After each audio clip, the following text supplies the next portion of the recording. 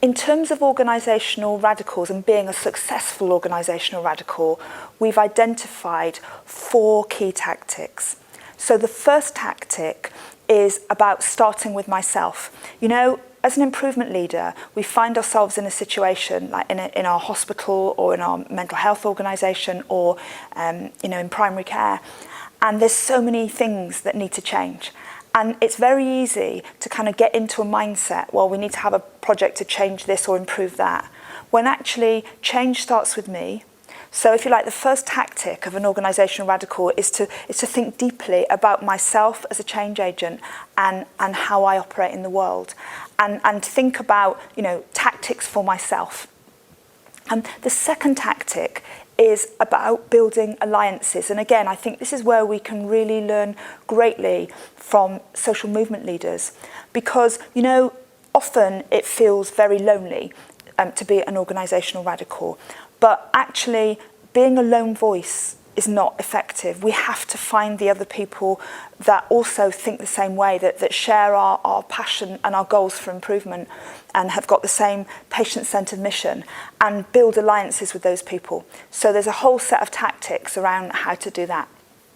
And the third set of tactics are around how can I get the people around me to maybe think about change, and how can I, as a change agent, operate more effectively in terms of the people that I want to get on board for change.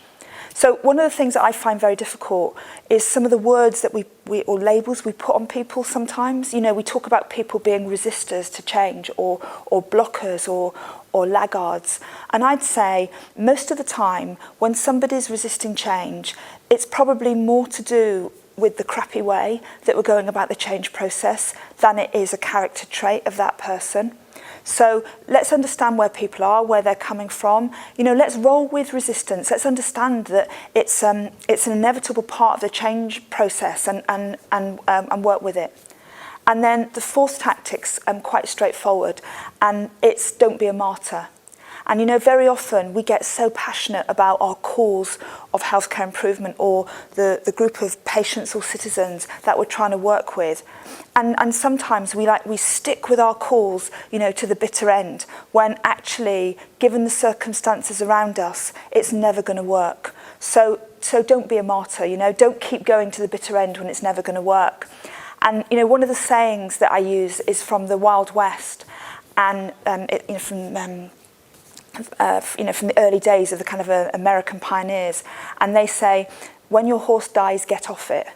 And sometimes, we have to recognise that actually we're in a dead end, our horse has died and we need to get off.